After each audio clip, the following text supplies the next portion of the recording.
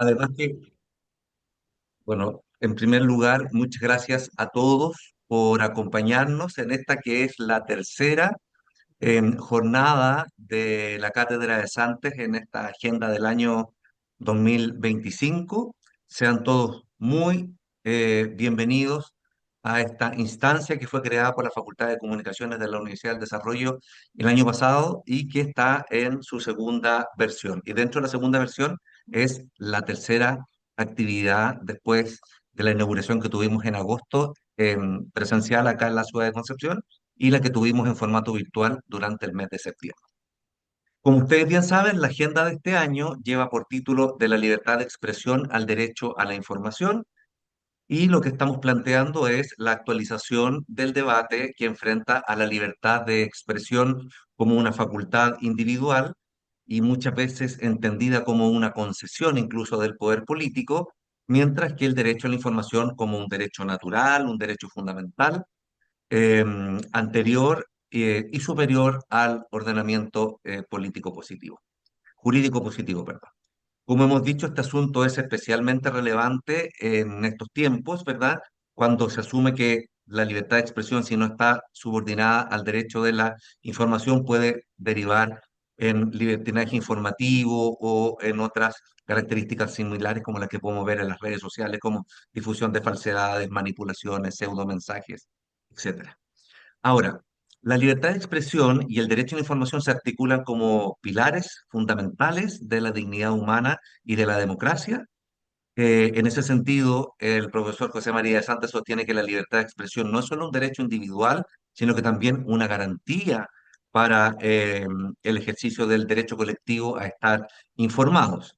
Estos dos derechos se complementan en ese sentido porque la libertad la expresión libre permite la circulación de ideas, mientras que el acceso a la información veraz y plural fortalece la participación ciudadana.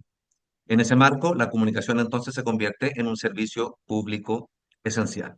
Si así lo entendemos, la información entonces no es una mercancía, sino un bien social que debe estar al servicio de todos y en todo este proceso la formación de los profesionales idóneos es un asunto fundamental.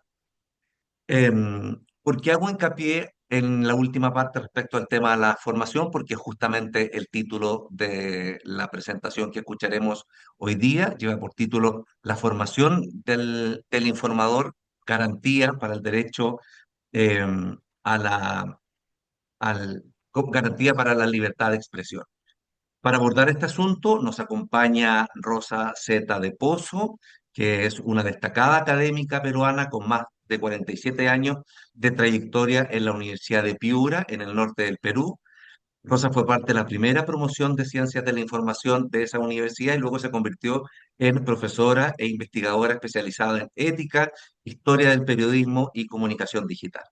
Obtuvo su doctorado en comunicación pública en la Universidad de Navarra y ha sido editora de la revista de comunicación de la UDEP, que es la publicación científica mejor ranqueada en Latinoamérica en temas de comunicación. Rosa ha publicado libros y numerosos artículos en sobre medios digitales, sobre deontología y sobre análisis de audiencia, y su legado académico se caracteriza por la excelencia, la ética y el compromiso con la formación de comunicadores en Perú y en el extranjero. Antes de darle la palabra a Rosa, quisiera recordar que dentro de quienes están conectados a nuestra sesión de la cátedra hoy día están alumnos de la Universidad de Desarrollo en Concepción, en el sur de Chile, alumnos de la Universidad del Desarrollo en Santiago. En ese sentido, Rosa, Cata, sepan ustedes que una de las conexiones que tenemos aquí es toda una sección de un curso donde está Carolina, nuestra decana, justamente al estar en una sala no tiene acceso a poder conversarles, pero le transmito, me pidió que lo hiciera el saludo y está ella en una de las aulas híbridas en Santiago siguiendo esta presentación. Así que vamos a escuchar a Rosa para luego tener el comentario de Catalina Gaete. En su momento ya presentaré sus datos de currículum para que después venga justamente la posibilidad de preguntar y dialogar sobre estos temas tan interesantes. Así que para la primera parte, Rosa, adelante. Buenos días a todos desde Piura, Perú. Agradecemos la invitación que nos hizo el profesor Fernando Gutiérrez y la decana de la Facultad de Comunicación de la Universidad del Desarrollo para participar como ponente en la cátedra de Santos. Es un honor estar aquí, aunque a millas de distancia, y compartir con profesores y alumnos el pensamiento del doctor De Santis que se mantiene vigente en nuestros días. La comunidad científica mundial se ha enriquecido con sus aportes, ¿no? En diversos tratados, pues nos brinda la posibilidad de profundizar y comprender el fenómeno informativo en toda su dimensión, desde la ciencia jurídica y el ejercicio profesional. Por supuesto, en el marco de los valores humanos respetuosos de la dignidad de la persona.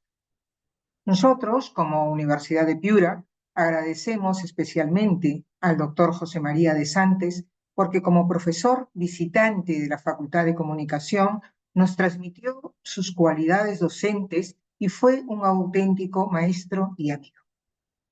Orientó nuestra labor docente y de investigación, la creación de la revista de comunicación que ha mencionado Fernando, la colección Persona y Comunicación para la difusión de los estudios especializados, son obra de su sabio consejo. También felicitamos a la Universidad del Desarrollo por haber creado este espacio académico que nos permite dialogar sobre los fundamentos del derecho de la información y el derecho a la información tan vitales en la sociedad digital. En esta segunda edición pues, se aborda el tema desde la perspectiva de la libertad de expresión al derecho a la información. Nosotros lo haremos de la formación del informador como garantía de la libertad de expresión, una de las propuestas del doctor De Santis para su ejercicio y su defensa.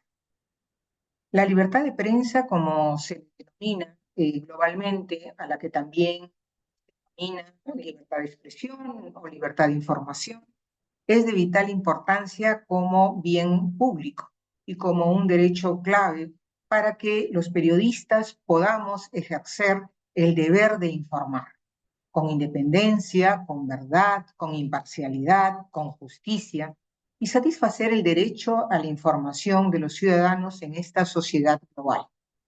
Pero también sabemos que ese deber periodístico requiere de la posibilidad de acceder a la información, de investigar, difundir información sin censura alguna. Y desde los gobiernos se sustenta en la necesidad de respetar el compromiso con la libertad de prensa y de ser sus garantes. Pero no siempre esto es interpretado de manera idónea.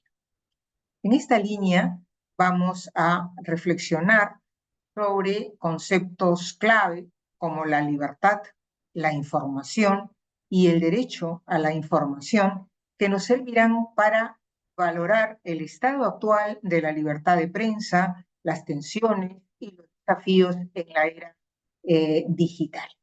Voy a compartir unas diapositivas. Fernando, quisiera compartir unas diapositivas, no puedo. No te escucho. A ver. Ya, aquí. Compartir pantalla. Perdón. A compartir y te lo confirmamos inmediatamente. Ya, De que- perfecto. Ya.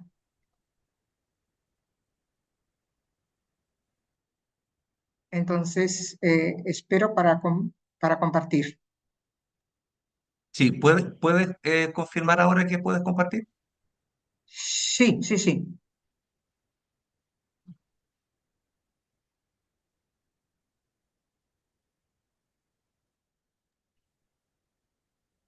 ¿Pudiste?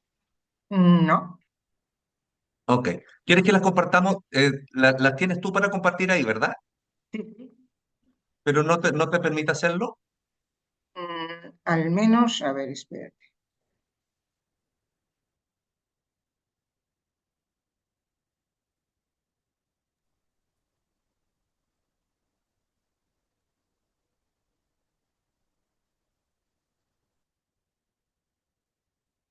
A ver, aquí me aparece el anfitrión inhabilitó la función de compartir las pantallas de los participantes. Ah, ok. Vamos a proceder ahora a darte inmediatamente la... Ya,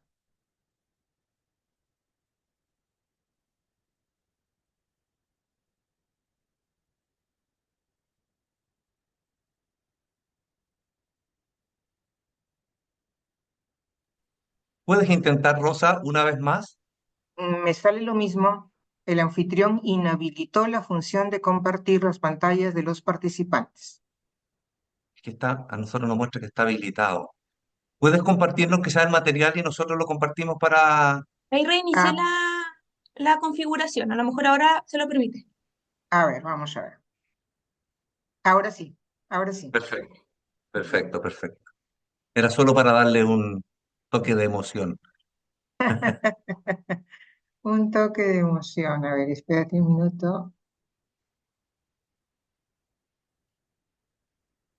Ya, ay, Perfecto, perdón, perdón. Aquí estamos. perfecto. Se ve sin ningún Aquí problema. estamos. Sí. Adelante. Entonces, estábamos haciendo referencia a que íbamos a reflexionar sobre conceptos claves como la libertad, la información y el derecho a la información, que nos servirán para valorar el estado actual de la libertad de prensa, las tensiones y los desafíos en la era digital.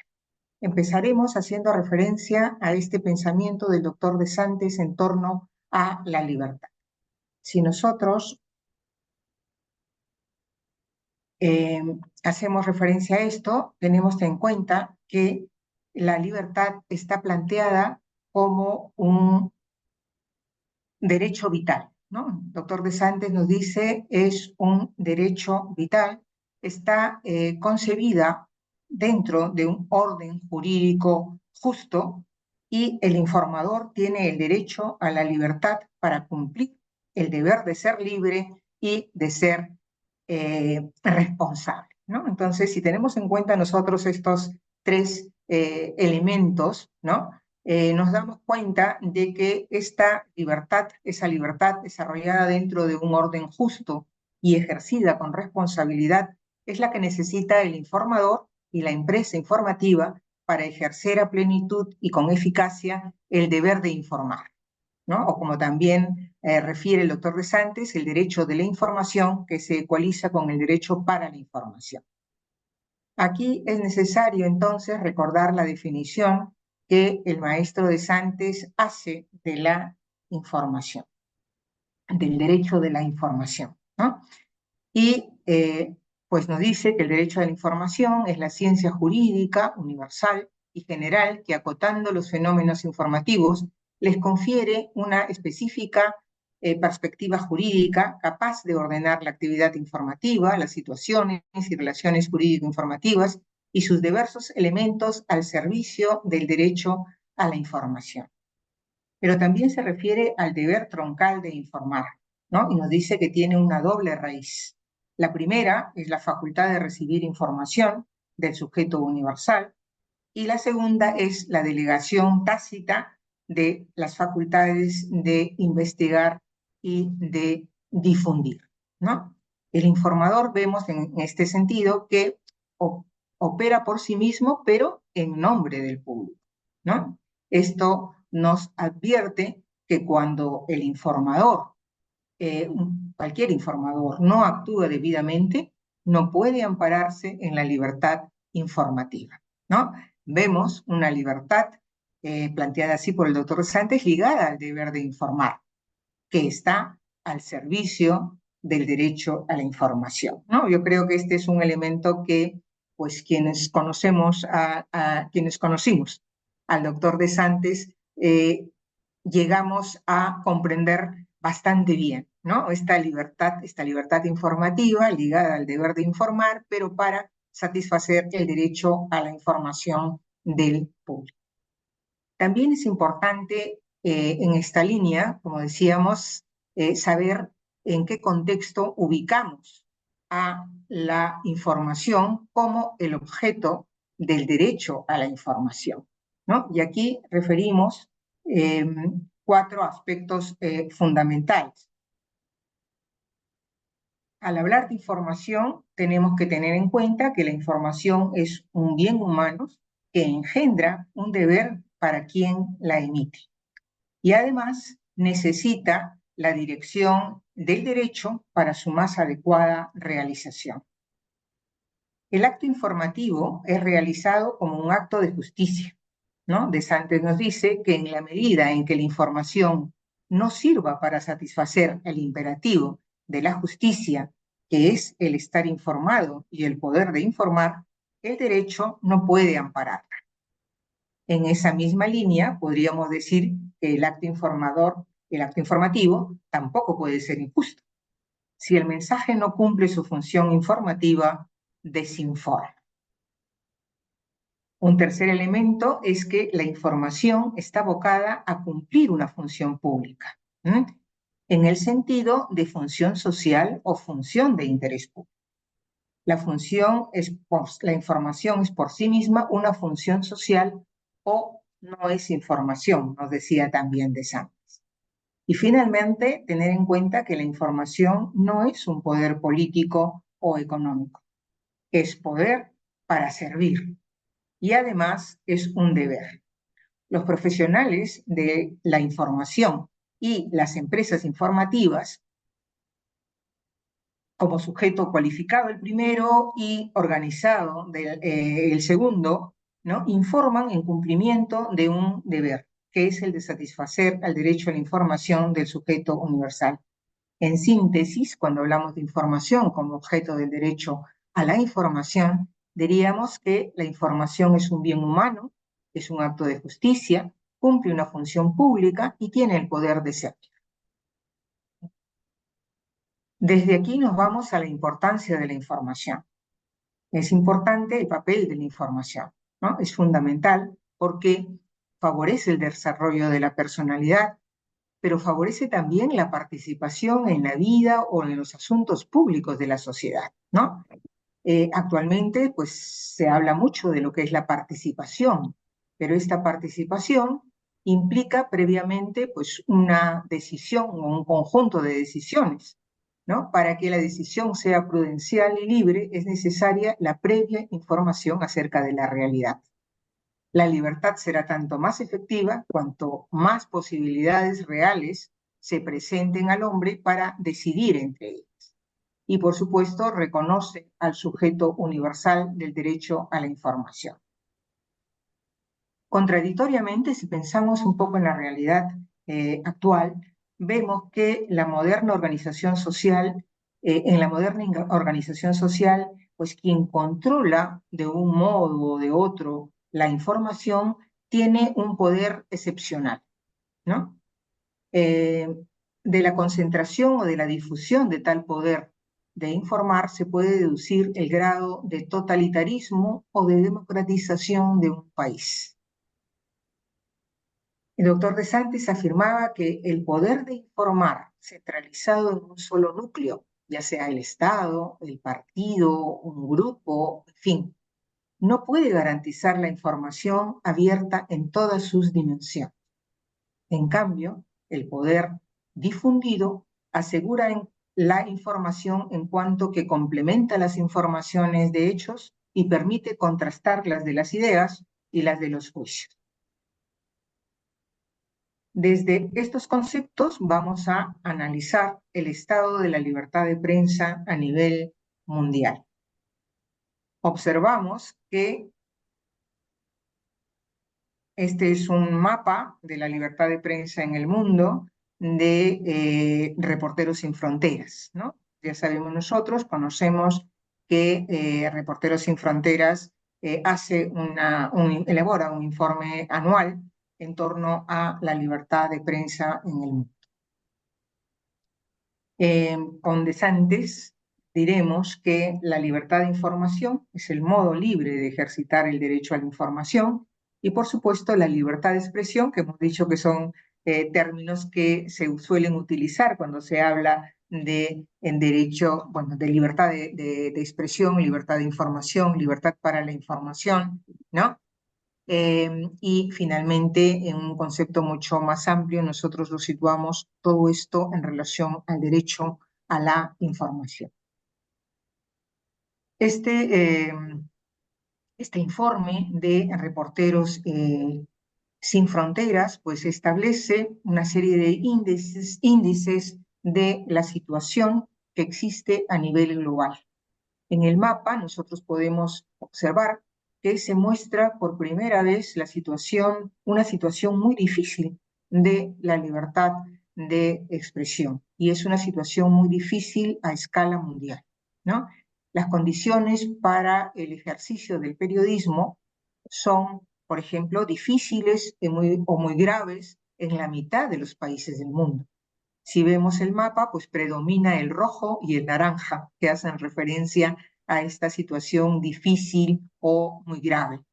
Y las condiciones satisfactorias, con condiciones buenas o bastante buenas, solamente se pueden visibilizar en menos de 1 de cada 4 países.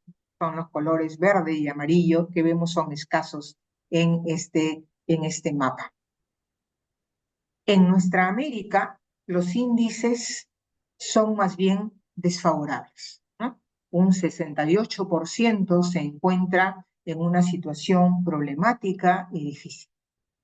La buena situación en América es inalcanzable. La situación más bien buena solo alcanza un 17.87%. La problemática, ¿no? 39.29%, aquí encontramos a Chile. La situación difícil, un 28.57%, aquí estamos nosotros, aquí está Perú. Vemos que predominan el melón y el naranja en nuestra América. La condición muy grave tiene un 14.19%. Si analizamos los diversos aspectos que están afectando el desarrollo de la libertad de prensa, también el informe 2025 de Reporteros Sin Fronteras nos da unos alcances, ¿no? Este informe refiere diversos temas, ¿no? Dice temas de seguridad, temas legislativos, socioculturales, políticos, económicos, ¿no? Pero pone el mayor énfasis en el tema financiero. Este informe considera que el debilitamiento económico constituye una de las principales amenazas de la libertad de prensa. Y nos dice que se debe garantizar un espacio mediático plural, libre e independiente, que es el que requiere condiciones económicas estables y transparentes, ¿no? Dice, sin independencia financiera no hay prensa, ¿no? Y esto es verdad. Si miramos un poco nosotros el panorama, cuando los medios de comunicación son económicamente frágiles, se ven arrastrados a la carrera por la audiencia a costa de la calidad, pueden convertirse en presa de oligarcas y de responsables políticos que los instrumentalizan. Cuando los periodistas se empobrecen, ya no tienen medios para resistir a los adversarios de la prensa, a los pregoneros de la información y de la propaganda. Es necesario restaurar una economía de los medios que sea favorable al periodismo y que garantice esa producción de información fiable, una producción que ya sabemos es necesariamente costosa. Existen soluciones que deben aplicarse a gran escala. La independencia financiera es una condición vital para garantizar una información libre, fiable y al servicio del interés general.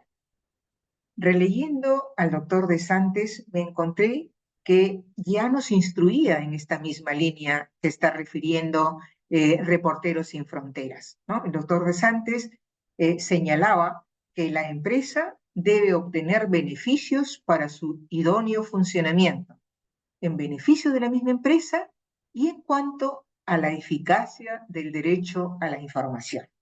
Y nos decía, si el medio no se sostiene, o desaparece, o existe una fuente críptica que llena las situaciones sucesivas de déficit y que maneja subrepticiamente al medio. El factor político es otro elemento complejo también que afecta esta libertad de prensa a nivel mundial. La UNESCO ya alerta sobre este tema. La UNESCO refiere que cuando se ataca a un periodista por su trabajo, no solo se viola el derecho individual a la libertad de expresión del periodista, sino también los derechos colectivos de la sociedad para acceder a la información. Silenciar a un periodista no debería preocupar únicamente a un individuo o a un sindicato periodístico. Es un tema que afecta a la sociedad en su conjunto, su presente y su futuro. Vamos a ver ahora cómo se está afectando esta libertad en dos países. En Estados Unidos, cuya temática es globalmente conocida, y en Perú, por ser una realidad que vivimos y conocemos como peruanos. Catalina, que nos acompaña ahora, nos ilustrará sobre la situación en Chile. ¿Qué es lo que vemos en Estados Unidos? Creo que todos conocemos la postura contraria y conflictiva del presidente republicano Donald Trump en relación a con los medios de comunicación norteamericanos. Como ejemplo, nos sirve la última demanda del presidente al periódico estadounidense más importante a nivel mundial, pero no es el único, ¿no? Ha demandado anteriormente pues, al New York Times también sin éxito, a ABC News, a CBS News, a Paramount, a The Wall Street Journal, entre otros.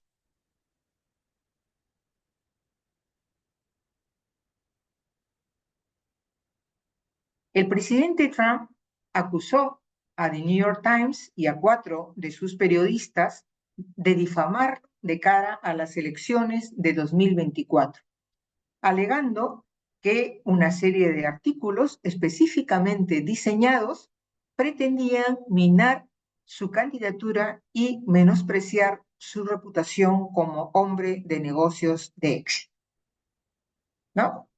Aquí les he puesto la información y el link que ustedes pueden consultar, ¿no? La demanda que hizo Trump fue por 15 millones de dólares, ¿no? Y ante esta demanda, pues un vocero de New York Times respondió que esta demanda carecía de fundamento, ¿no? Decía, es un intento de oprimir y desalentar la investigación periodística independiente. The New York Times, decía, no se dejará disuadir por tácticas intimidatorias. Seguiremos buscando los hechos sin miedo ni favoritismos y defenderemos el derecho de los periodistas recogido en la primera enmienda a hacer preguntas en nombre del pueblo estadounidense. Vemos que el propósito presidencial está claro, desalentar la investigación periodística independiente. Pero también es clara la postura de defensa que los periodistas hacen de la independencia en la que enmarcan su labor informativa, ¿no? En palabras del doctor De Santis, diremos que el informador es el garante de la recta información. En consecuencia, debe ser inmune ante cualquier tipo de presión, venga de donde venga, que le obligue a forzar la rectitud de la información, ¿no? Por eso es que les decía que se puede ir enlazando todos estos temas y encontrando los principios, ¿no? En todas estas reflexiones y fundamentos que nos señaló el doctor De Santis. El maestro también afirmaba que los periodistas tenemos el deber de mantener la información procedente, ¿no? ¿Cuándo podemos nosotros mantener la información procedente? En el caso de que las ideas sean sinceras y difundan el bien. En el caso de que los hechos sean verdaderos y no produzcan daño como efecto de la información difundida. En el caso de las opiniones, cuando la idea es mantenible, el hecho es cierto y la subsunción esté bien hecha, ¿no? Entonces, si tenemos en cuenta estos elementos que señalamos aquí, ¿no? Vemos que en esa línea también el editor de The New York Times responde, ¿no? Si hay ese derecho de responder y de mantener la información procedente, ¿no? En esa misma línea, el editor del New York Times responde. Y responde instando a los periodistas, a sus colegas, a realizar su trabajo sin miedo ni favoritismos, es decir, con independencia, ¿no? Sulzberger, en el 50 aniversario del Investigative Reporters and Editors, instó a los periodistas a defender sus derechos, a apoyar a sus compañeros, a mostrar que el periodismo es importante. Lo he subrayado porque y a continuar informando sin miedo, sin ni favoritismos, a pesar de las presiones, ¿no? Es importante que nosotros tengamos en cuenta este aspecto, porque muchas veces en el entorno actual, pues se está tendiendo a considerar que el periodismo no es tan importante, ¿no? Cuando realmente lo es. Y esto ya sabemos que deviene, pues, de esa posibilidad que existe por informarnos en otras vías, ¿no? Podemos informarnos a través de redes, podemos informarnos a través de la consulta con la inteligencia artificial y pensamos pues que ya el periodismo no es importante, ¿no? Y aquí nos está subrayando Sulzberger que tenemos que mostrar que el periodismo es importante y tenemos que continuar informando inclusive en este entorno de presiones, ¿no? Y también señala más cosas Sulzberger. Dice, todos ustedes saben que el trabajo del periodismo de investigación es difícil, es costoso, a menudo controvertido y cada vez más escaso, pero también es esencial, ¿no? Volvemos a subrayar el elemento esencial del periodismo. Y finalmente nos dice por qué es esencial, ¿no? El periodismo de investigación revela los hechos que otros quieren ocultar, hace posible la reforma y la rendición de cuentas, empodera al público con la información que necesita para gobernar nuestra democracia. Esta demanda de Trump contra el New York Times se ha debatido en el ámbito judicial y el juez ha rechazado la demanda presidencial, declarándola improcedente e inadmisible. Diría DeSantis, quien informa libre y rectamente no incurre en responsabilidad sancionable. Pero veamos qué sucede en nuestro país, qué sucede en el Perú.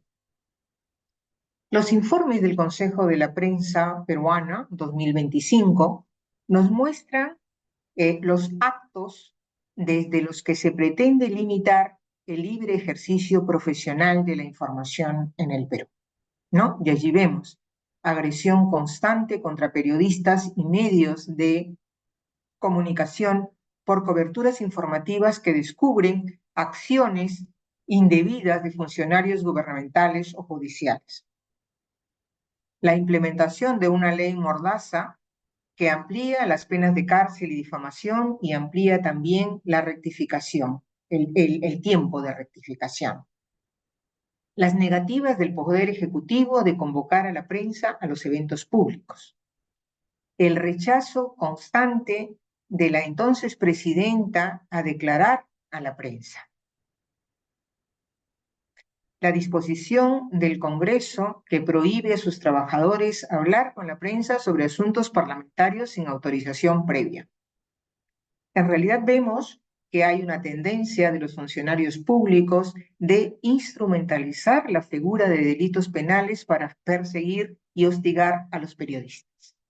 Han llegado a comparar la información, la labor informativa con actos criminales, a pesar de que lo que en realidad hacen es informar a la ciudadanía sobre asuntos oscuros en la gestión pública. El Consejo de la Prensa Peruana condena todos estos actos de amedrentamiento que interfieren en la labor informativa de los profesionales, ¿no? Que interfieren en la libertad de la labor informativa de los profesionales. Si miramos un poco estas dos realidades que hemos expuesto, vemos que tanto el gobierno norteamericano como en el escenario político peruano, el objetivo de los ataques gubernamentales y los límites a la prensa es tener el control de la información. Y ya hemos visto que el poder de informar, centralizado en un solo núcleo, el Estado, el partido, el grupo, no garantiza la información abierta en todas sus dimensiones.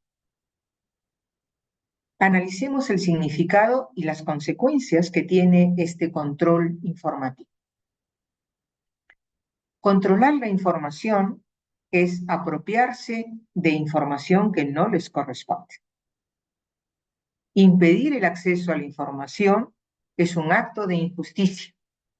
¿Por qué? Porque se niega la información pública a la que los ciudadanos tienen derecho y además se viola el derecho a ser informado, o porque se ofrece información falsa, que es peor que la inexistencia de la información, por ser una transgresión al derecho a la verdad en la información. Quien pretende controlar la información la pone en función de intereses gubernamentales u otros, y no en función del interés público como corresponde.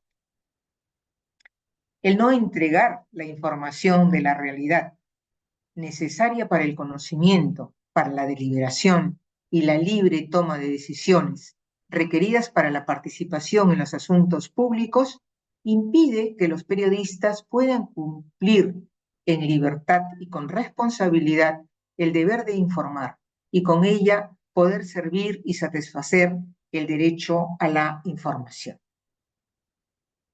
Todas estas observaciones nos llevan a reflexionar sobre el libre ejercicio de nuestra labor informativa, enmarcada en el deber de informar con responsabilidad. Con el doctor De Santis decimos que crear y difundir información libremente no significa hacerlo a capricho. Arbitrio no es arbitrariedad. La información tiene sus cánones basados en su misma naturaleza, y hay que atenerse a ellos y calibrar sus efectos y consecuencias. Informar libremente, sin espacio para una injerencia exterior, significa asumir toda la responsabilidad del acto libre, sin dejar un ápice pendiente ni derivarlo hacia otra persona distinta del autor. En ese contexto de libertad, también es necesario tener en cuenta la percepción que el público tiene de nuestro trabajo profesional. Nos podríamos preguntar, ¿lo estamos haciendo bien? Diversos estudios refieren una crisis del periodismo y una falta de confianza en las noticias de los medios tradicionales. Nosotros sabemos que la confianza en los medios de comunicación a nivel global es clave para la misión del periodismo como garante de la cohesión social y también para la deliberación pública. Sin embargo, veremos algunos resultados. Reuters, el informe de 2005, nos dice que solo 4 de cada 10, 41%, tienen confianza en las perspectivas del periodismo.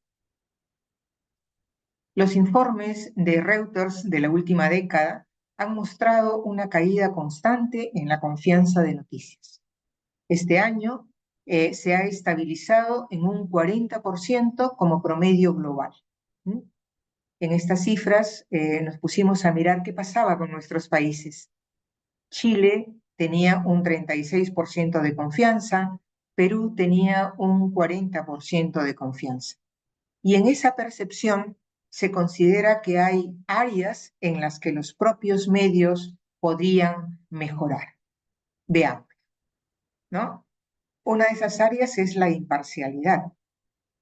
Se percibe que los medios promueven sus propios intereses en lugar de presentar los hechos de modo equilibrado. Otro elemento que vemos es la rigurosidad y la veracidad. El público en realidad lo que quiere es que los reporteros se centren en los hechos, que eviten las especulaciones y los rumores, que verifiquen los artículos antes de publicar. Una recomendación que se repite mucho es la corroboración de declaraciones falsas de otros. Otro elemento es la transparencia. Las audiencias desean ver más pruebas que sustenten afirmaciones, incluyendo la divulgación más completa de las fuentes y una mayor transparencia con respecto a la financiación y a los conflictos de interés. Finalmente, la audiencia dice un mejor periodismo, que los encuestados pretenden que los reporteros se dediquen a investigar a personas poderosas y a aportar profundidad en vez de perseguir algoritmos para conseguir clics.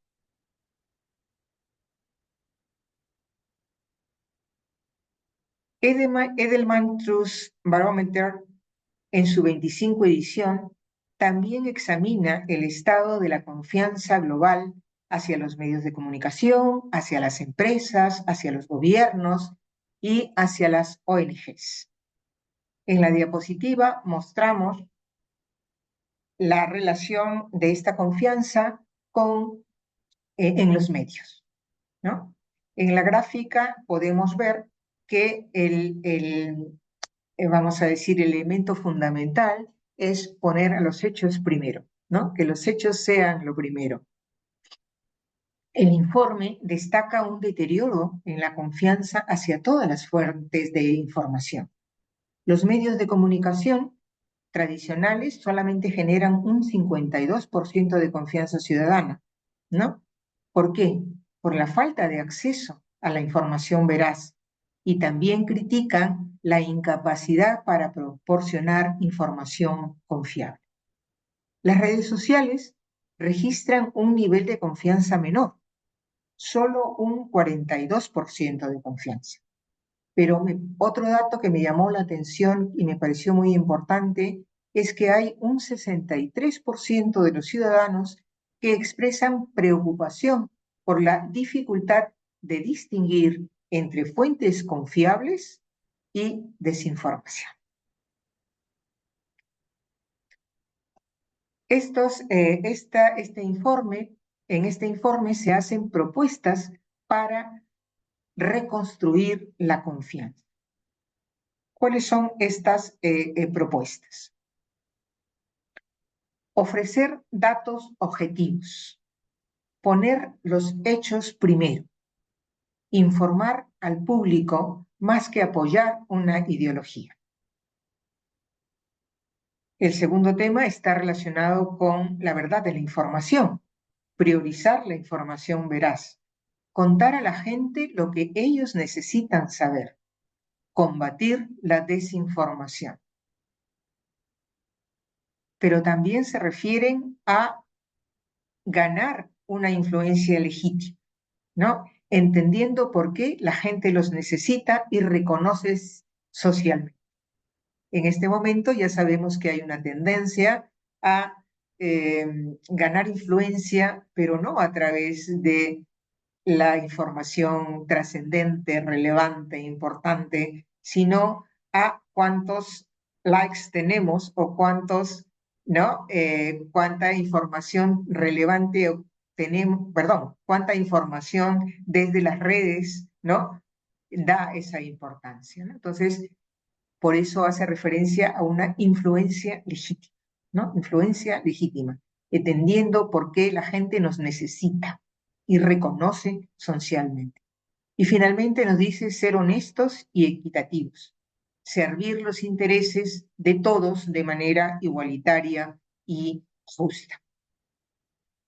Los datos nos dicen que las audiencias en realidad lo que esperan es imparcialidad, rigurosidad, transparencia, información original, verdadera, relevante y justa.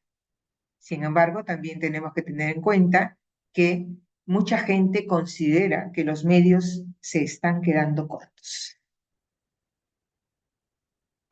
En realidad consideramos que tenemos el desafío de tornar esa crisis del periodismo en oportunidad para hacer el mejor periodismo posible. Ser conscientes de la potencia que la información tiene, de la función social que cumple, de la fuerza colosal con eficacia social, creadora y configuradora en la sociedad. El profesional de la información debe formarse adecuadamente para cumplir satisfactoriamente este deber, como afirma el doctor De Santis.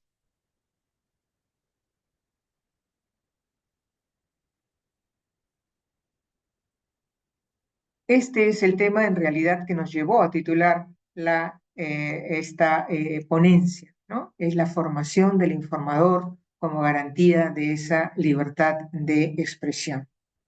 Doctor De Santis nos dice, el informador, profesional liberal o independiente, es factor principal de la garantía de la libertad si sabe convertirse en el centro de esta renovación de la mentalidad informativa. Hacia arriba, porque puede compensar los excesos cuantitativos capitalistas con su capacidad cualitativa. La empresa informativa, fortalecida cualitativa o entitativamente, puede y debe ser un valladar frente al poder y una defensora de la libertad. Finalmente, hacia el público. El informador educado ha de educar al público como titular universal del derecho a la información a través de todos los medios. Finalmente, tendremos que decir que el buen periodismo es rentable. Aunque haya actualmente muchas dificultades económicas, es bien valorado aún en un entorno en el que se considera que el periodismo está siendo relegado a un segundo plano por la información en las redes sociales y por las noticias generadas por la IA. La Asociación Suiza de Editores de Medios considera que el periodismo de calidad ofrece un entorno seguro para los anunciantes y los consumidores. Han creado una campaña, que es la que les he puesto aquí, la credibilidad funciona mejor, para poner énfasis en ese periodismo de calidad. Ellos ponen un énfasis y hablan de la seguridad de marca, ¿no? Y entonces nosotros tenemos que pensar en esa seguridad de marca que tienen los medios en los que trabajamos, ¿no? Y que eso va a servir como un entorno seguro para los consumidores, para toda la audiencia y también para los anunciantes. Lo mismo nos dice un estudio publicado por Nieman Lab. Este estudio publicado por Nieman Lab refiere que el periodismo confiable puede beneficiarse de un ecosistema informativo en el que los lectores acceden diariamente a deepfakes y a noticias falsas, con la dificultad de distinguir lo real de lo falso. El estudio encontró que la retención de suscriptores y las visitas diarias se incrementaron después de que los lectores fueron confrontados con una dificultad de responder ante imágenes generadas con IA. Como dice Philip Campante, profesor distinguido de Bloomberg en la Universidad de Johns Hopkins, la confiabilidad, al ser actualmente un bien escaso, se vuelve sumamente valioso.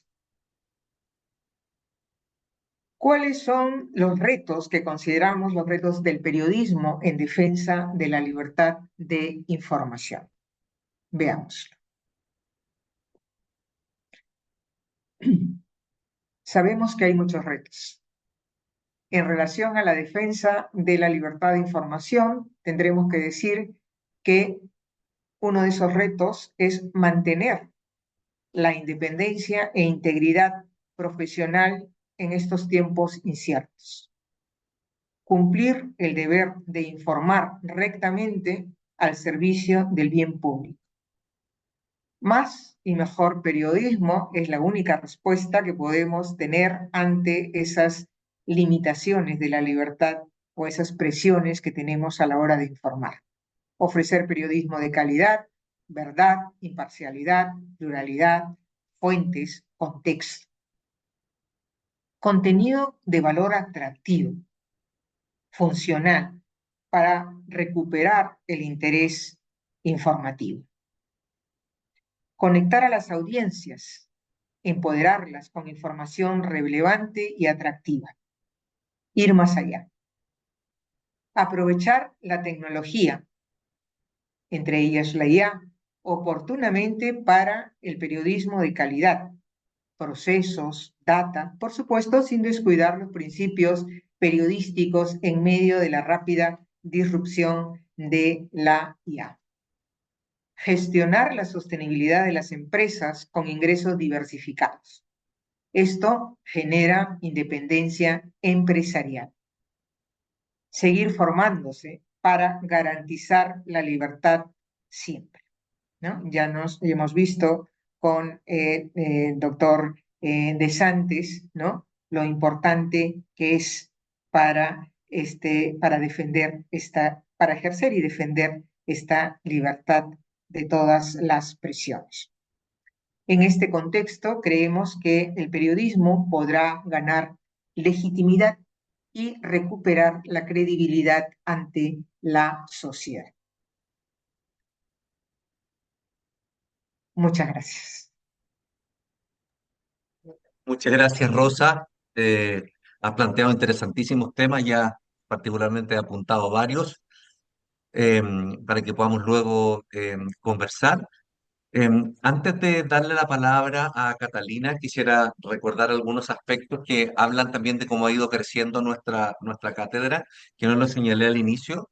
Además de los alumnos de la UDD que están conectados en esta oportunidad, también están conectados a esta cátedra alumnos de la Facultad de Comunicaciones de la Universidad San Ignacio de Loyola, la USIL, con quienes estamos desarrollando un curso COIL entre los alumnos que siguen la cátedra de Sante como especialidad acá en Concepción y los alumnos del curso Comunicación Política del profesor Pedro Córdoba. Así que le damos también la bienvenida a los alumnos de la USIL que nos van a estar acompañando en esta actividad y en la que tenemos agendada para el lunes 10 de noviembre. Entonces, tenemos la exposición de Rosa, pero como ya es habitual, complementará esta exposición que acabamos de escuchar un segundo invitado, que en este caso es una invitada, es Catalina Gaete Salgado, periodista e investigadora chilena con una destacada trayectoria académica y profesional, especialmente en temas de desinformación, acceso a la información y derechos digitales. Catalina es periodista por la Universidad de Chile, es máster en periodismo, medios y globalización por una titulación dual entre Dinamarca y Holanda y actualmente cursa estudios de doctorado en el Departamento de Derecho Constitucional de la Facultad de Ciencias de la Información de la Universidad Complutense de Madrid y es una activa investigadora del Observatorio Complutense de Desinformación. Además, es académica de la Universidad del Desarrollo y es la fundadora del medio La Pública Chile, donde se investigan exclusivamente, realizan investigaciones exclusivamente a partir de solicitudes de transparencia. Catalina, te cedemos el micrófono, te escuchamos con toda atención para luego proceder al diálogo. Perfecto, muchas gracias Fernando. Quiero agradecer bueno, a través de ti, por supuesto, pero a toda la Cátedra de Santes y a la Universidad del Desarrollo por la invitación. Estoy muy contenta, no solo por tener la oportunidad de comentar la- bueno, que cubrió todo, ¿no? La presentación de la profesora Rosa Zeta. Estoy muy contenta de poder comentarla, pero también de, como bien decías, volver a estar aquí con ustedes, con los estudiantes, porque he tenido también la suerte de guiar tesis y de dar clases en la Universidad del Desarrollo, así que estoy muy feliz de retornar. Voy a compartir mi pantalla. Si me puedes, por favor, avisar si se está viendo. Sí, se ve perfecto, Catalina. Genial. Muchas gracias, Fernando. Bueno, como comentaba Fernando, yo solamente voy a complementar parte de de todo el recorrido que ya la profesora Rosa Zeta nos ha entregado. Y ella justamente me pidió poder hacer complementos de datos que puedan mostrar cuál es la situación de la libertad de expresión, del ejercicio de la libertad de prensa y del ejercicio del periodismo en Chile. Así que quiero comenzar con eso. Y por supuesto, voy a echar mano al trabajo, al excelente trabajo de muchos colegas de nosotros que están trabajando, por ejemplo, en el Observatorio del Derecho a la Comunicación, que este año, bueno, se presentaron los datos del año pasado, de 2024, en donde han ido registrando ciertos... Sí, vulneraciones a la libertad de prensa, vulneraciones a periodistas individuales y a medios de comunicación, que pueden ser actos de violencia, por ejemplo, o también ciertas restricciones al acceso a la información, ¿no? En el año 2024, por ejemplo, se registraron 131 vulneraciones. De ellas, si se desglosan los datos, 93 son actos de violencia o restricciones y 38 obstrucciones de acceso a la información vía transparencia. Que esto a mí particularmente, por este antecedente que comentabas, Fernando, de mi trabajo como periodista, me parece particularmente importante. Cuando se niega información pedida por transparencia a cualquier ciudadano, tiene que ser de una manera muy fundada. El Estado debe decir por qué hay una afectación a algún bien jurídico al no entregar la información, pero esa fundamentación debe ser particularmente fuerte cuando se trata de solicitudes hechas por periodistas, ¿no? Porque entendemos, como bien decía la profesora Zeta, que esta solicitud del periodista no la hace a título personal, o la periodista, o el medio de comunicación. Lo está haciendo para cumplir o para satisfacer el derecho de acceso a la información de las personas, de todas las personas. Entonces, cuando se niega información, cuando se obstruye el acceso a la información vía ley de transparencia, es un indicador muy interesante y que justamente el Observatorio del Derecho a la Comunicación ha comenzado a medir. Y quiero valorar ese esfuerzo. También están las vulneraciones que tienen más que ver con violencia. El observatorio las ha recolectado hace varios años, pero además hace esta distinción según género que a mí me parece muy importante de destacar, porque efectivamente los resultados que encuentran en Chile dicen relación o se condicen con lo que se ha encontrado en otros países o a nivel global, según las investigaciones de UNESCO. Este indicador que se llama discurso estigmatizante, creo que es muy importante que lo reconozcamos, que lo conozcamos especialmente ustedes, todos los estudiantes, porque es algo que estamos viviendo especialmente en contexto de entornos digitales, ¿no? El discurso estigmatizante que hacen tanto, por ejemplo, los políticos en redes sociales o en discurso público, o el discurso estigmatizante que se hace a través de redes como hostigamiento o acoso.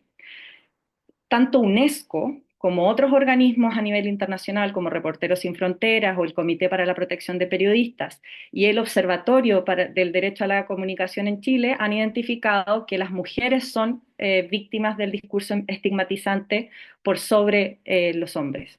Son víctimas en mayor medida que los hombres.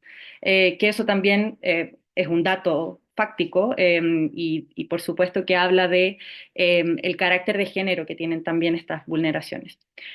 Esto, como les digo, es un fenómeno que ha estado ocurriendo, ocurre en Chile, está ocurriendo en todas partes del mundo.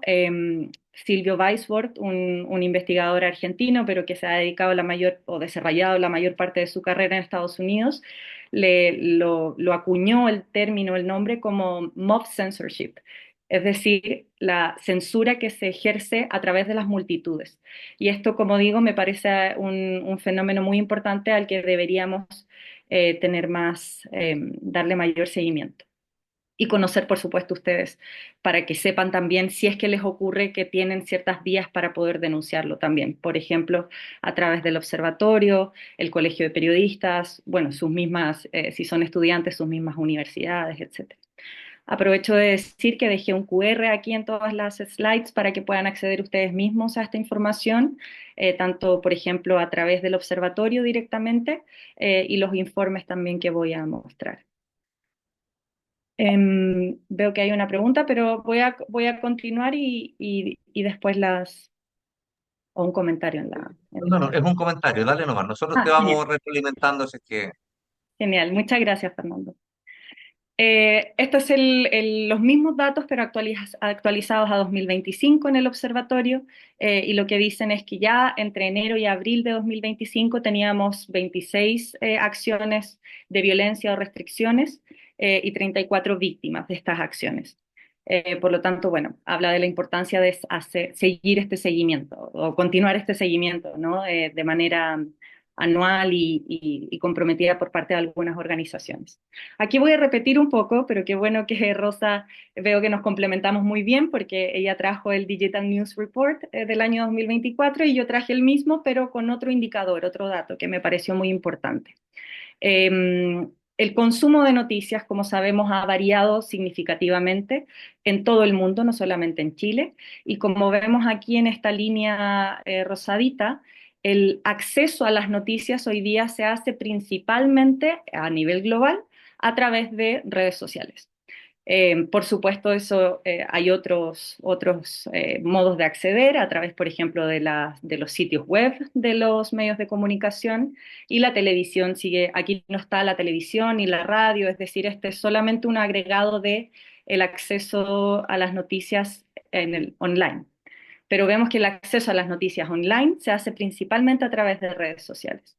Y que Chile, además, es uno de los países en donde ese indicador es particularmente alto, ¿no? Y que aparece en esta gráfica como uno de los países en donde de todos los encuestados, el 52% de los que accede a noticias a través de el formato online accede a través de redes sociales. Ahora, si hacemos un zoom un poquito más directo a otro informe, este es el informe Consumo de Noticias y Evaluación del Periodismo en Chile, de la profesora Claudia Mellado, que yo entiendo que ustedes ya tuvieron el gusto también de escuchar la presentación de este informe allí en la universidad. Pero aquí también nos da datos bastante interesantes. Y de hecho, esta podría considerarse que es una buena noticia, ¿no?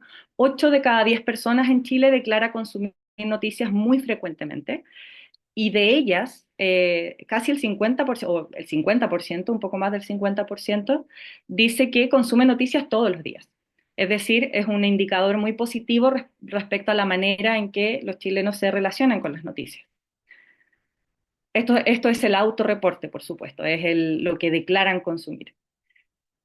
Pero tenemos la contraparte, que también la profesora Rosa Zeta ya lo mencionaba, hay una desconfianza muy importante en las noticias y en los medios de comunicación.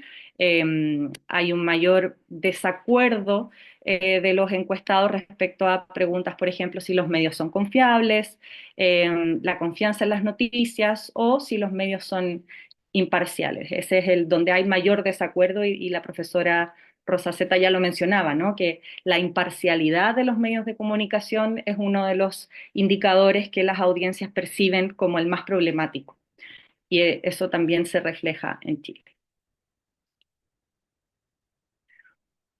Sin embargo, me faltó aquí una slide, no sé dónde la dejé, la voy a buscar. Hay un problema, digamos, o hay una situación problemática que tenemos los periodistas o en general quienes nos dedicamos a la comunicación.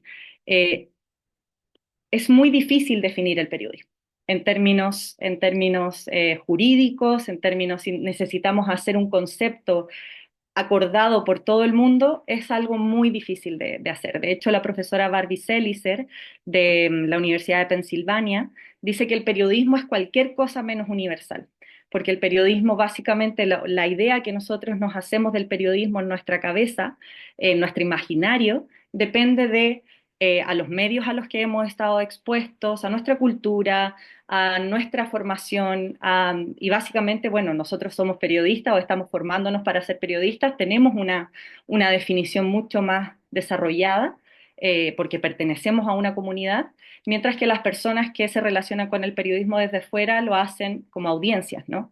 Por lo tanto, depende mucho de cómo ellos perciben desde su visión de mundo qué es el periodismo. Por eso dice la profesora Selicer que los periodistas, los profesores, los estudiosos, es decir, los académicos, toman diferentes caminos a la hora de pensar el periodismo. Y en consecuencia la definición de periodista va en diferentes direcciones. De hecho, por ejemplo, la profesora Zeta decía que De Santis llamaba sujeto cualificado al periodista. Eh, y ahí podríamos decir que entonces un periodista es una persona con formación, con título, que eso es algo en donde lo que Chile, por ejemplo, ha decidido adscribir a través de la ley de prensa, ¿no? La ley 19.733, si no me equivoco, que define al periodismo como, o al periodista como aquella persona que es licenciada en comunicación social. Sin embargo, yo quiero decir que de esto yo me enteré cuando salí de Chile, que no en todos los países esto es así. De hecho, en muchos países no solo no hay una definición de periodista, sino que se rechaza tener una definición de periodista, ya que se concibe que una categorización de un sujeto que puede utilizar de manera profesional la libertad de expresión sería una restricción a la libertad de expresión y por lo tanto se rechaza. Esto, por supuesto, ocurre en Estados Unidos, en donde no hay una definición categórica de periodista, pero en muchos países existe también.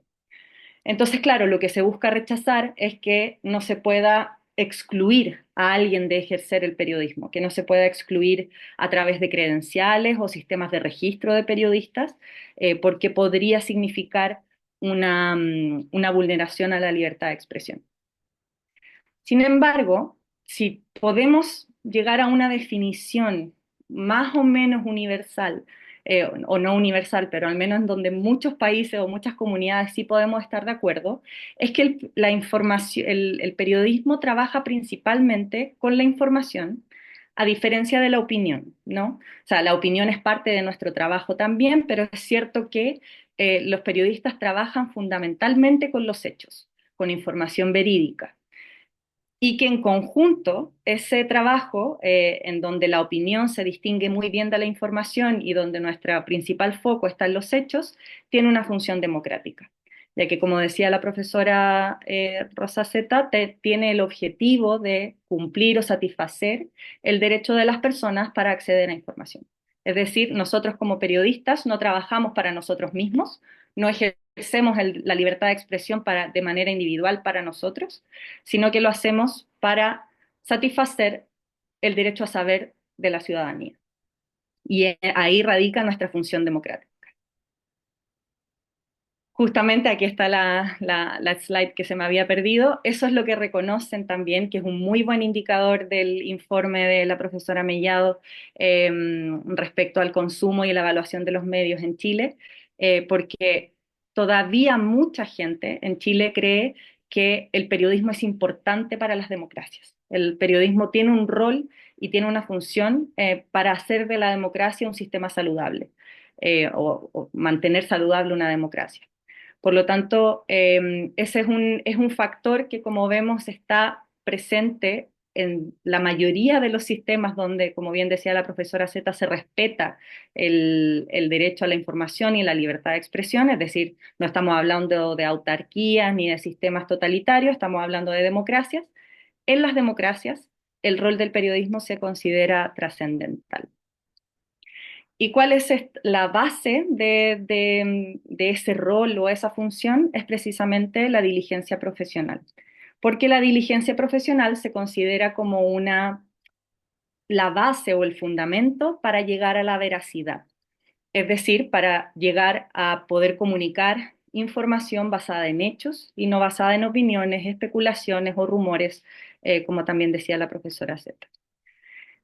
Ya que estamos hablando del maestro de Santes, quería también traer algunas de las decisiones, por ejemplo, que ha tenido el Tribunal Constitucional Español, que refuerzan esto. Es decir, no es solo la diligencia profesional, no es solo una idea que sostiene la ética o que sostenemos los profesores o los académicos en el mundo del periodismo, sino que también los jueces han dicho y también siguiendo lo que decía el catedrático de Derecho a la Información de Santes, es que la única información que estará protegida es la que está hecha con diligencia profesional.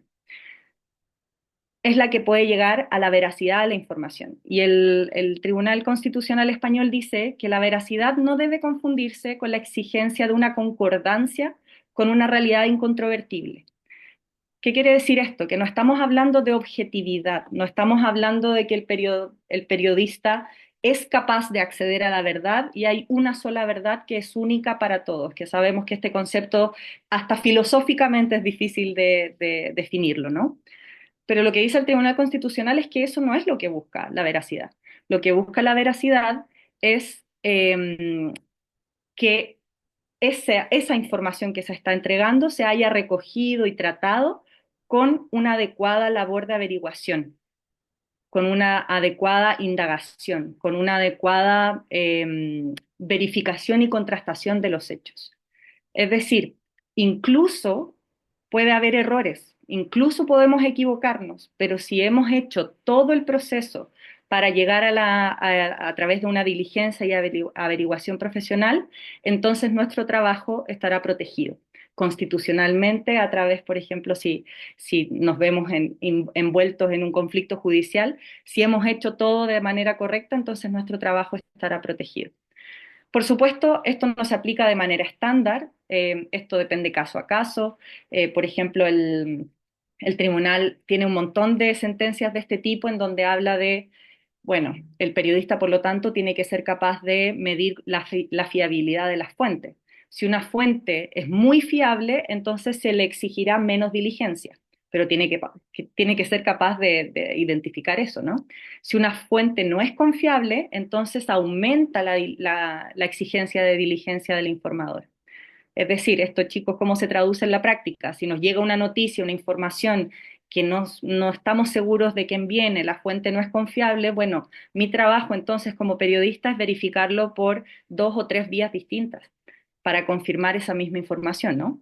En cambio, si yo pido información a través de transparencia, la información me la entrega el Estado, podemos decir que ahí hay un poco más de fiabilidad, al menos en un sistema como el chileno, en donde podemos confiar más o menos de la información que entrega el Estado, ¿no? Lo mismo ocurre si la información es altamente sensible, si estamos a punto de revelar un caso que puede afectar mucho la honra o la privacidad de la persona, entonces ahí aumenta nuestro estándar de diligencia. Eh, y, a contrario sensu, decrece si lo que estamos a punto de revelar o contar no afecta particularmente la vida o el honor de alguna persona. ¿Cómo hacemos todo eso, chicos? ¿Cómo sabemos cuándo distinguir, cuándo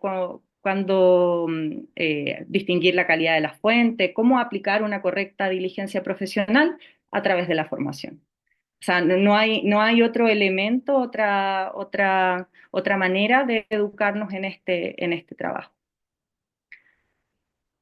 Yo quiero cerrar diciendo un comentario, a lo mejor abriendo debates, que sería bueno, justamente como decía Fernando, que es lo que viene ahora, eh, que a lo mejor hace un contrapunto con lo que decía la profesora Rosa Zeta. Es cierto que el problema de la imparcialidad, de la calidad del contenido periodístico es algo que las audiencias identifican mucho. Sin embargo, hay un estudio también reciente de la profesora Mellado con la profesora Constanza Gajardo, que hablan a través de entrevistas, qué es lo que las audiencias perciben o cómo conceptualizan la confianza. Y esto lo contrastaron con entrevistas con periodistas. Y encontraron un link, un enlace perdido ahí, entre las audiencias y los periodistas. Porque los periodistas, como bien decía la profesora Zeta, seguimos diciendo que la diligencia profesional es lo que garantiza la confianza. El mejor periodismo, el hacer un mejor trabajo, y eso yo tampoco lo dudo y no estoy completamente de acuerdo.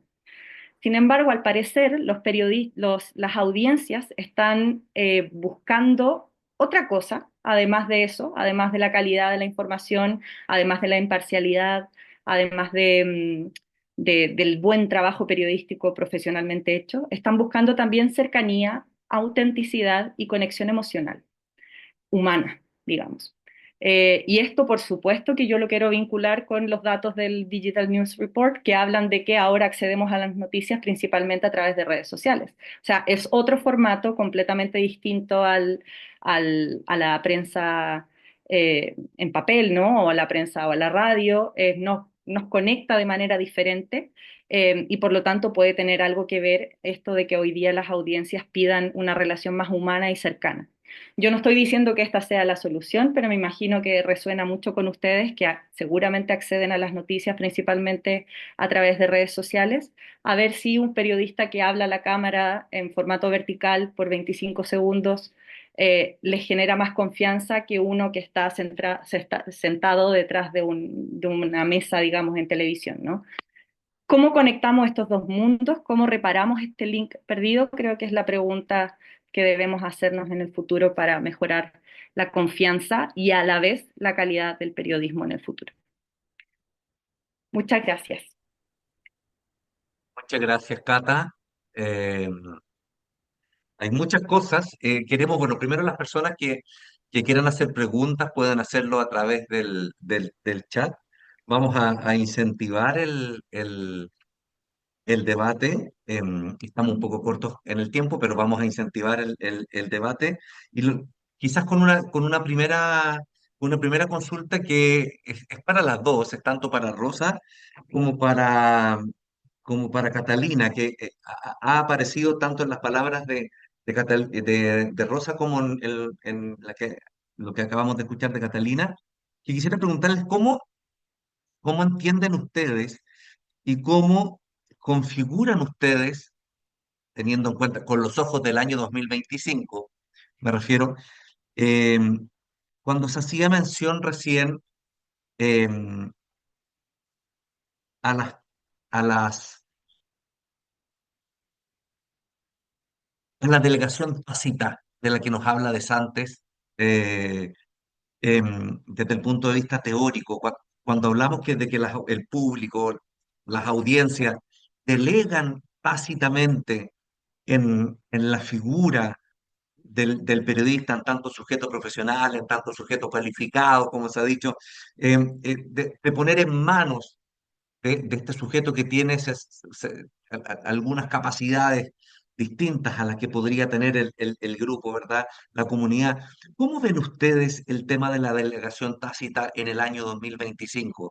Cuando uno mira el contexto, ¿verdad? Cronológico en el que José María de Santes creó toda esta teoría, quizás uno podría resultar un poco más fácil de entenderlo, ¿verdad? Porque uno podría decir, bueno, la verdad es que hasta desde el punto de vista tecnológico, solamente los periodistas tenían las capacidades de investigar. Pero hoy día, en los tiempos que corren, con Internet, eh, con IA, etcétera, eh, ¿qué opinión le merece a ustedes el asunto de la delegación tácita? ¿Hay una reconfiguración de la delegación tácita? ¿Hay una dilución de la delegación tácita? Es una pregunta muy general, por lo tanto, esperamos que también las reflexiones sean generales, pero creo que podrían ser de mucha utilidad ver cómo entender esa delegación hoy día en el contexto actual.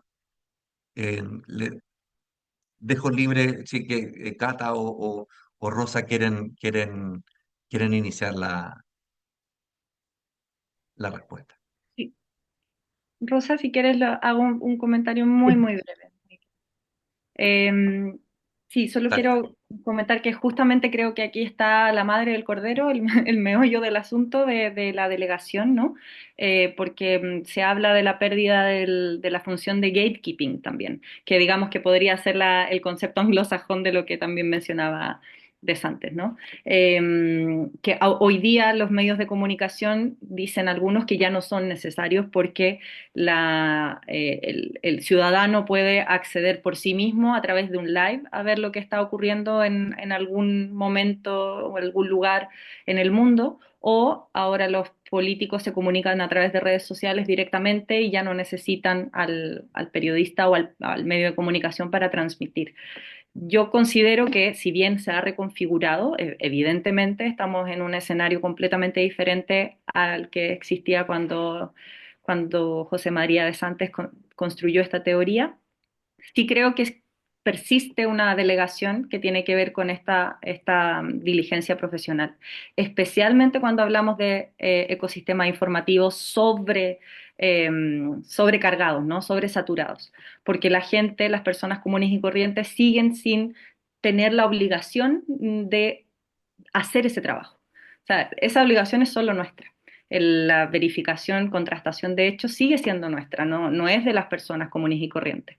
Por eso creo que alfabetización mediática está muy bien, para que todos sepamos y entendamos, pero sigue siendo el rol del periodista hacer este trabajo primordialmente. Muchas gracias, Sí, Cata. Le damos la palabra a Rosa. sí. Pienso también, igual que Catalina, que todo este tema se ha reconfigurado, ¿no? Desde las reflexiones que hacía el doctor De Santis. Sin embargo, sí es importante tener en cuenta que el entorno en el que se mueve el periodista es distinto del entorno en que se mueve el ciudadano. ¿En qué sentido? El periodista tiene, vamos a decir, bueno, está formado para hacer esto. Puede investigar, conoce las fuentes, tiene contexto. Se supone que tiene, antes de informar, tiene una idea completa de las cosas. Y además tiene un elemento importante que también lo ha señalado Catalina, que es la responsabilidad. La persona que pone información en redes no es una persona formada, no es una persona que tiene responsabilidad.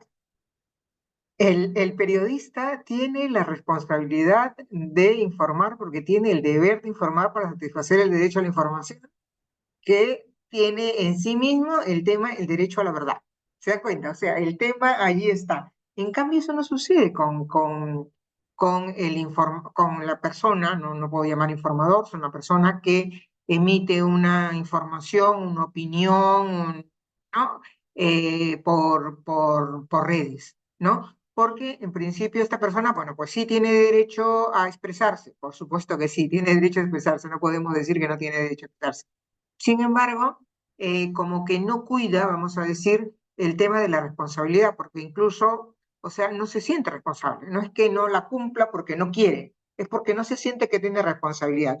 Lo único que se ve es el derecho a la libertad de expresión. Yo puedo expresarme como quiero, cuando quiero, y nadie me puede decir nada, ¿no? O sea, nadie me puede impedir que yo diga esto, porque si no, ojo, ¿no? Estás yéndote contra mi libertad individual de expresión, ¿no?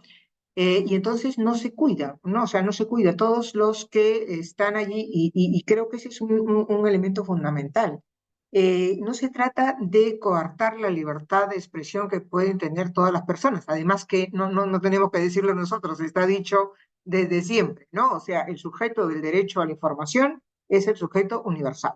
Y si nosotros partimos de allí, el sujeto universal de la información, el sujeto, toda persona es, ¿no?, sujeto universal que tiene derecho a la información, yo creo que más bien el tema está en que las personas que queremos hablar, ¿no?, que queremos decir por N redes, por N canales, por lo que quieran, ¿no?, tienen que tener en cuenta que deben ser responsables, porque, o sea, no tienen derecho a engañar a nadie. Vamos a decir allí, partiendo de allí, ¿no? Yo tengo derecho a expresar, pero ¿qué significa? Ese derecho a expresarme significa que yo puedo decir lo que quiera, que puedo engañar a cualquiera, que puedo manipular a cualquiera, que puedo, ¿me entienden? O sea, yo creo que vamos a ir en esa línea, no es coartar. Muy bien, ¿quieres expresarte? Exprésate, pero, no sé, verifica que lo que tienes que decir, lo que vas a decir, lo que vas a compartir con tus amigos, es verdad, ¿no? Que es verdad que no, vamos a decir, y si es una cosa que ha sido creada con inteligencia artificial, que la has encontrado porque has buscado esa información con inteligencia artificial, pues poderlo decir, o sea, o verificas, porque tiene la posibilidad de verificar también, ¿no? Fernando lo decía, o sea, uno va al ChatGPT, pone el prompt allí y le dice, pues dime, no sé, las últimas conferencias que han habido en torno a este tema y encontramos la información, ¿no? Le decimos, mira, quiero hablar sobre este tema, hazme un esquema. y te dice todos los puntos que se podrían tratar, ¿no? Pero ojo, está la responsabilidad de la persona que va a finalmente exponer eso si lo mira, lo revisa y luego lo difunde, ¿no? Y si es algo que está creado pues con inteligencia artificial, pues tener, vamos a decir, también esa libertad para, para responder del tema, ¿no? O sea, hacerlo con responsabilidad. Yo creo que un poco va en libertad con responsabilidad, como decía el doctor de antes, en esa línea yo creo que eso no hay que cambiarlo, ¿no? Yo creo que hay que mantenerlo, ¿no? Que hay que mantenerlo porque es en realidad, yo tengo derecho, ¿no? Tengo derecho a informar, tengo derecho a expresarme, pero ojo, ¿no? También debe ser responsable de aquello que dices, ¿no? No Hay puedo, una, perdón. sí, sí. Hay una pregunta para Rosa. Rosa, cuando hacías mención, dice el tema de, dice, economía de los medios favorable a los medios. Cuando hacías mención al Sí, tema del debilitamiento sí, económico, sí. la pregunta dice, qué reflexión eh, puedes hacer respecto de la empresa periodística debilitada por temas económicos y cómo aquello puede terminar afectando también el desarrollo de un buen periodismo? Porque dice aquí, la empresa periodística es ante todo empresa, Ujú. por lo tanto necesita financiarse para poder seguir existiendo. ¿Qué reflexión te merece ese asunto en función de cómo vemos que funciona la industria mediática hoy día? Sí, yo creo que hay que tener en cuenta el tema de lo económico. Vamos a decir, si una empresa no es rentable económicamente, pues no se va a poder mantener, ¿no? Si recuerdo lo que decía el autor de Sandes, decía que debería ser rentable no solamente para mantener la empresa, porque si no, no puede seguir adelante, ¿no? Si va a tener, no va a tener dinero para poder cubrir información de forma independiente, para que periodistas puedan ir al lugar de los hechos y ver directamente y no a través de solamente un comunicado que les imita la organización o la institución correspondiente, que no puede, o sea, hay que tener dinero, hay que tener dinero para poder hacer las cosas bien, ¿no? El problema se presenta si lo que hace la empresa es para comercializar la información, ¿no? Una cosa es distribuir información y otra cosa es comercializar, ponerla simplemente en esa línea, ¿no? Que la empresa lo puede hacer, ¿no? O sea, si produce pues toda una serie de información y lo único que busca es transmitir como información, como hechos, toda aquella información que es financiada, previamente pagada para que se informe de esa manera, pues ya estamos prácticamente perdiendo esa posibilidad de ser independientes, ¿no? Porque ya estoy haciendo eso, pero me están pagando por hacer eso, ¿no? No es pagando, es distinto, tenemos que diferenciar. El informador debe tener, ¿no? Tiene el derecho a un sueldo digno, tiene que, para poder ejercer su profesión como cualquier otra profesión, ¿no? Entonces, y otra cosa es, no, a mí me pagan especialmente para decir esto. Entonces ahí se estableció ya un gancho en el que la independencia quedó por los suelos, ¿no? Entonces, yo creo que hay que tener en cuenta, ¿por qué? O sea, vamos a decir, la empresa tiene que ser rentable para poder seguir defendiéndose. Fíjense ustedes que incluso para que los periodistas se puedan defender. En este momento, ¿qué hacen los periodistas? Un periodista se atreve a hacer un reportaje sobre una información, sobre un tema de investigación que está tocando allí hilos muy delicados en torno a lo que es un gobernante, en torno a lo que es un ministro, en torno, en fin, ¿no? Todo esto que ya conocemos en todos, se da en todos los países, ¿no? Y necesita, el periodista se atreve a difundir esto, pero sabe que lo van a demandar y lo van a poner en juicios, que va a tener que atender a juicios. Tengo amigos periodistas que dicen, no, mire, en este momento tengo 13 juicios, yo 14 juicios, yo 12 juicios, ¿no? Y entonces, tienen que tener esa posibilidad de poder ir a juicios y si ellos, como dice el doctor Santos, pueden mantener esa procedencia de esa información porque saben que lo que están diciendo es verdad, te puedes enfrentar con todo. Pero además también tienes que tener vamos a decir, el respaldo de la empresa informativa, ¿no? En este, ¿cómo se llama? Ejemplo que puse de la demanda de Donald Trump, New York Times, pues es el medio más importante del mundo, pero también es un medio que tiene recursos económicos fuertes, ¿no? Y la vez pasada estaban haciendo una referencia a qué es lo que utilizaban antes para poder defender a sus periodistas de todos los denuncias judiciales que tenían y no me acuerdo la fecha exacta, pero como en unos 10 años o un poquito menos, habían pasado de un presupuesto que significaba el 10% para atender los juicios, para respaldar a los periodistas de los juicios que tenían, de las demandas, ¿no? A un prácticamente como 50, no me acuerdo la cifra exacta en este momento, pero era una cifra muy, muy, muy, muy alta, ¿no? Es decir, de un 10% que se asignaba para defender a ese presupuesto se había incrementado en más de 50% para hacer la defensa en 2025 de los periodistas, ¿no? Si ustedes recuerdan, en el ejemplo que puse de Trump, había demandado a 4 periodistas, ¿no? Son 4 periodistas a los que hay que respaldar para defender, mantener la procedencia de la información porque se considera que es verdadera y seguir para adelante y ganar el juicio, vamos a decir finalmente, ¿no? Que es lo que ha hecho hasta este momento New York Times, porque no es la única. Pero claro, no todos las empresas están respaldadas económicamente para poder sostener su independencia. Fíjense ustedes cómo está relacionado. O sea, tenemos que relacionar el tema de la capacidad económica con el de la respuesta de independencia y el buen hacer periodístico, ¿no? Yo creo que hay un poquito que enlazarlo en esa línea. Tenemos una pregunta para Catalina. Dice, Catalina, cuando hace mención al tema de la cercanía, autenticidad y conexión emocional, ¿compatible eso con la información rigurosa, imparcial y alejada de lo emotivo? ¿Qué riesgos visualiza? Qué buena pregunta. Creo que ese es sí, ¿qué vamos a hacer? ¿Cómo los periodistas hoy nos vamos a transformar o adaptar a este nuevo escenario, manteniendo, por supuesto, la base de nuestra profesión, ¿no? O sea, ¿cómo logramos ser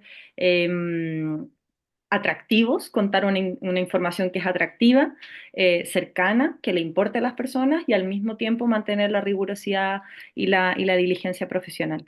Yo creo que no es imposible, de todas maneras creo que no es imposible. Hemos visto cómo muchos medios de comunicación han innovado en formatos, manteniendo el rigor informativo, o sea, periodismo de investigación hecho de manera atractiva, presentado de manera atractiva. Tenemos un montón de ejemplos en América Latina y les invito a todos y todas a ver los ejemplos de Conectas, por ejemplo, en Perú, Salud con Lupa también en Perú, que he tenido la suerte de trabajar con ellos. Bueno, el mismo Panama Papers, cuando salió, aparecieron hasta juegos para poder mostrar de qué nivel era el entramado de corrupción que involucraba a tantas figuras públicas, políticas en el mundo. O sea, yo creo que no es irreconciliable el contar algo de manera interesante, atractiva, hacer que le importe a la gente y que sea bonito incluso, con hacerlo con diligencia profesional. Estamos innovando, seguimos buscando y creo que ustedes también son claves en eso, de poder aplicar sus propias formas de presentar la información, que ciertamente son distintas a las que teníamos nosotros. O sea, a mí me cuesta mucho entender cómo se logran condensar en 25, 30 segundos contenidos tan complejos, pero los medios lo están haciendo, los jóvenes lo están haciendo. Entonces creo que necesitamos justamente ponerle más diligencia profesional a eso que ustedes ya tienen y que ya están usando. Pero bueno, no sé si respondo a la pregunta porque lo que estoy diciendo es que no tengo yo la respuesta, pero creo que la respuesta la estamos haciendo colectivamente y que es posible, definitivamente.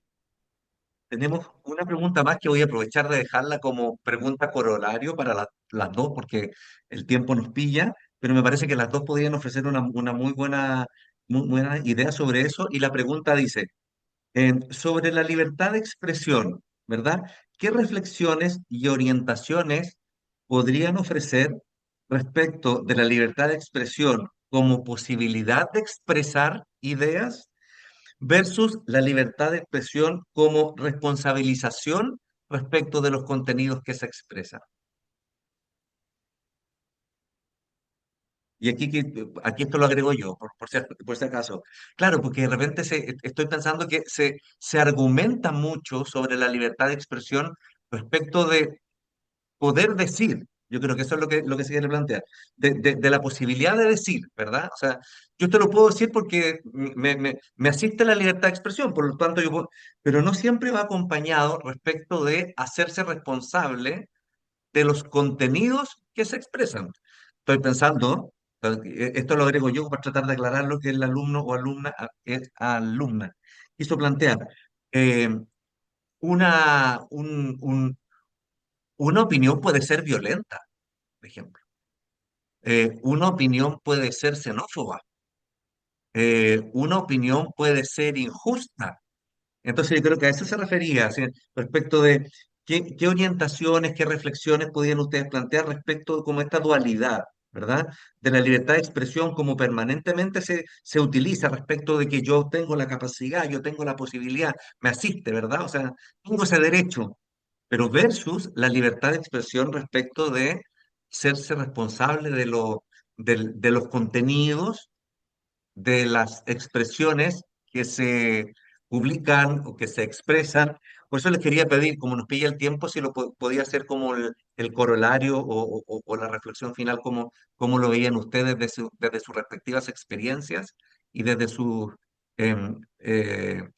particulares puntos de vista. Sí. Si me permites, Catalina, yo creo que es muy importante en estos momentos hacer reflexionar sobre este tema de la libertad de expresión, porque si nosotros queremos vamos, expresarnos y que respeten nuestro derecho a expresarnos, también tenemos que cuidar. Creo que hay que unir libertad, responsabilidad, no se puede desligar, ¿no? No solamente es para el periodista, sino también para la persona individual, ¿no? Si yo quiero decir algo, pues también asumo la responsabilidad correspondiente, porque yo lo he querido decir, no es que me lo han hecho decir o es responsabilidad de otro, no. Yo soy responsable de lo que digo, si lo verifiqué o no, si lo considero que es verdad o no. Ese es un tema del que yo me tengo que hacer responsable. Uno tiene que hacerse responsable de todo lo que decide decir, ¿no? Opinar, fin. Y yo creo que si uno tiene en cuenta la responsabilidad, si yo digo, yo tengo libertad de expresión, pero también debo ser responsable con esa libertad de expresión, me llevará a analizar un poco más qué es lo que estoy haciendo. O sea, esta información es importante, vale la pena, es verdadera, va a ser beneficiosa para mis amigos, el círculo de mis amigos con los que me conecto, va a ser un punto de debate al respecto y entonces lo pongo en otro tono, como pregunta, en fin. Esto yo creo que siempre, lo que tendríamos que hacer nosotros como personas es defender, por supuesto, nuestro derecho a la expresión, siempre ejercido en un marco de responsabilidad. Yo creo que eso se puede hacer independientemente del periodista. El periodista tiene una carga mayor, porque el periodista se dirige a un público, ¿no? Que prácticamente confía en él. Le ha delegado esa capacidad de investigación que nosotros no tenemos que las personas que no son periodistas no tienen porque no tienen necesidad de tenerla, si la realizan los periodistas también con responsabilidad, y es por eso que confiamos en ellos, ¿no? Y en este momento, ¿qué pasa? Que como sabemos que la gente simplemente se dedica a decir cosas sin tener en cuenta y sin responsabilizarse de nada, cuando nos llega algo, lo primero que, si no lo conocemos, es quién lo dice, por qué lo dice, cómo lo dice. Y si no tenemos, vamos a decir, si no nos fiamos, lo que vamos a decir, voy a verificar y entramos a ver si esa información está en los medios. Y fíjense ustedes que los medios, aunque se digan muchas cosas de los medios y se hable de esa crisis que hay con el periodismo, finalmente sí hay un alto porcentaje, hay estudios, Reuters lo dice también, Edelman, que lo citaba también, el Trust Barometer de Edelman también hacía referencia a que se va a los medios, aunque ya no se, los mismos jóvenes, los mismos jóvenes, encontré el dato de que los mismos jóvenes, aunque ya no consuman mucha información en los periódicos, cuando tenían dudas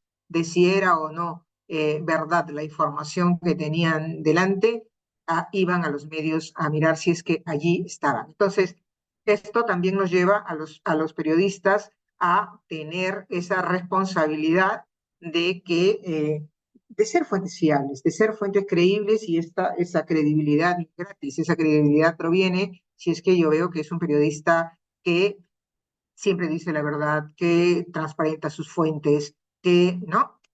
Que cumple con los objetivos, con los principios periodísticos. Yo creo que es eso, es eso. Los periodistas debemos tener la diligencia que señala Catalina en nuestro trabajo profesional, y las personas individuales también no podemos desligar la libertad de expresión de la responsabilidad que tenemos de emitir cualquier información. Muchas gracias, Rosa. Eh, Cata, el mensaje final, por favor. El mensaje final. Uy, qué responsabilidad. No, adscribo, por supuesto, a todo lo que dice Rosa, y quiero solamente hacer un comentario quizás más allá de los medios de comunicación, ahora un poco más de en la situación que estamos, ¿no? Yo creo que eso que tú comentas, Fernando, de este derecho que nos asiste a todos, al parecer ahora, a decir lo que queramos, como este radicalismo de la libertad de expresión. Creo que es resultado o consecuencia de este escenario ecosistema informativo que tenemos hoy, ¿no? En donde todos y todo el mundo tiene los medios técnicos para comunicar, cuando antes estaba reservado para quienes tuvieran solamente la capacidad de llegar a audiencias masivas, y que eso estaba restringido. Por eso hay autores que hoy día hablan de que, claro, teníamos la promesa de que Internet iba a traer mucha más democracia porque iba a diversificar las fuentes de información, pero también diversificar la posibilidad para que las personas, todas las personas tuvieran voz. Pero el mismo Silvio Weisberg, por ejemplo, habla de una distopia democrática. O sea, llegamos a una situación en donde se nos abrieron todas las puertas y ya lo hicimos mal, ¿no? O sea, como que Pues, matamos la gallina de los huevos de oro, claro. Entonces, sí, vuelvo a la idea de la responsabilidad por sobre todo a los periodistas, porque creo que nuestro trabajo, efectivamente, tenemos mucha carga en este escenario, tenemos que ser el antídoto contra la desinformación, tenemos que restaurar la integridad del ecosistema informativo, y al mismo tiempo somos uno de los más afectados por esto, porque se nos echa la culpa de la desinformación, porque no se confía en nosotros. Entonces, creo que necesitamos restaurar nosotros mismos nuestra credibilidad en los medios de comunicación y en nuestro trabajo. O sea, aquí he preguntado en clase si nosotros seguimos medios de comunicación en prensa, en redes sociales, por ejemplo, y los estudiantes con los que he hablado, no muchos siguen. Entonces creo que nosotros mismos tenemos que partir apreciando, valorando y apoyando a nuestra industria, a nuestro campo, a nuestra profesión, y ser un poquito evangelizadores con eso, ayudando a la gente a que vuelva a creer en el periodismo. Porque como dice Rosa, cuando hay dudas, cuando se corta la luz en todo el país, a quien vuelve uno es a la radio, a quien vuelve a buscar la voz confortable de un periodista que no te tira la información sin confirmar, sino que espera hasta tenerla segura, y si no está seguro te lo dice. Y creo que tenemos que volver a creer en eso. Espero haber cerrado con una nota positiva.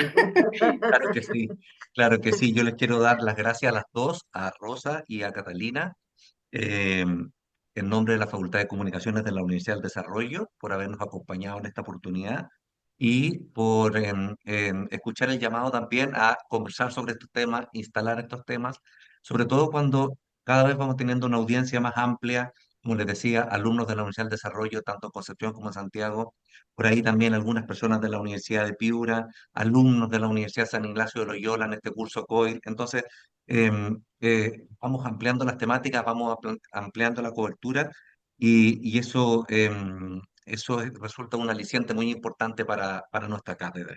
Además, tanto a Rosa como a Catalina, así como a todas las personas que nos siguen, los dejamos invitados para la última sesión de la Agenda 2025 de la Cátedra de Sante, que está agendada para el lunes 10 de noviembre a las 12:30 del día de Chile, son las 10:30 en Perú, las 18:30 en España. Como es la clausura, va a ser presencial en el campus de Santiago, pero sí siempre transmitida para que la puedan seguir desde otras ciudades. Tiene un nombre muy interesante: Periodistas, Medios o Ciudadanos, la lucha por la titularidad del derecho a la información, y va a ser ofrecida en esa oportunidad por el decano de la Facultad de Comunicaciones de la Universidad San Ignacio de Loyola, el doctor Rolando Rodríguez Portugal. Así que desde ya los dejamos invitados para que bloqueen la agenda, quienes puedan presencialmente y quienes no, virtualmente. Así que muchas gracias otra vez para Rosa, para Catalina y para cada una de las personas que nos acompañaron en esta jornada. Así que Muchas nos gracias por la seguimos viendo. oportunidad.